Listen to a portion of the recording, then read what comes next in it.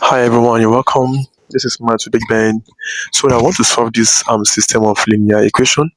But listing they said solve in z square the system xy is equals to 1 and 3x plus y is equals to minus negative 4. Now if you watch very well, here we have z square. Now the first thing you need to understand, what does this z square signify? This z square signifies the ordered pair of integer. Exactly. The z square signifies the ordered pair of integer. That is, your x and y should belong to the system, of integers. And integers are whole numbers. Remember, we have negative and positive integers as well. Exactly. So now, in solving this guy, let's call this equation one. Call this as well equation two. So now, guys, from equation one, from equation one. So here we have x here, y is equals to, x times y is equals to 1. So now I'm going to divide everything here by x, dividing everything here by x.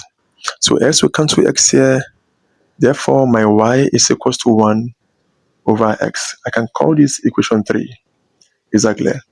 So next I'm going to put or substitute or put 1 over x, 1 over x as y in equation what? Equation 2. Equation 2.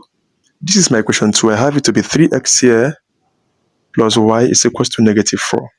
In other words, wherever I see y, we substitute as 1 over x. Okay, so here becomes 3x here plus, in place of my y, I put what? 1 over x, then is now equals to what? Negative 4. Guys, I don't know if you're following. Are we together? So now I'm going to multiply 2 by x. I'm multiplying 2 by x to make it linear. So here becomes 3x squared, right? So multiply here by x, I have it to be what? To be 1 is equals to, here becomes negative 4, negative 4, negative 4x. Please, because of the both sides, let's do this way. So guys, I have here to be 3x squared, all right, plus here is 4x. Exactly, this comes in, I get me, it comes plus 4x, then plus 1 is equals to 0. So now I want to factorize now. Okay, remember this, the coefficient here will definitely multiply the constant. So here is 3. I'm looking for two numbers. If I add together, I have positive 4. I multiply together, I have positive 3. Definitely there will be 1 and what? 1 and 3. Okay, because 1 plus 3 will give me positive 4, and 1 times 3 will give me positive 3. So I have it to be x squared from the smallest plus x here, then plus 3x here, then plus 1 equals to 0. Exactly. Guys, are we together? Now, what is common here? X is common here. I have it to be 3x here and plus 1. Then plus 1 is common here. I have it to be 3x here plus 1 is equals to 0. Guys, are we together? Are you following? So from here now it is either that 3x here plus 1, or I have it to be x here plus 1 is equals to 0. So pick the first factor here. I have it to be 3x here plus 1 is equals to 0, or I have it to be x here plus 1 equals to 0. So I have it to be 3x is equals to negative 1, and here x is equals to negative 1 over 3, or here is x is equals to what? Negative 1. Now, but remember, the question says you should solve it in z square. Now, in z square, meaning that both our x and our y should all belong to the set of integers. Exactly. Now, if you watch very well, remember I have two answers here because it's a quadratic equation. Now, this guy is not an integer. It's a rational number. Exactly. So minus 1 over 3 is not an integer. It's not a whole number.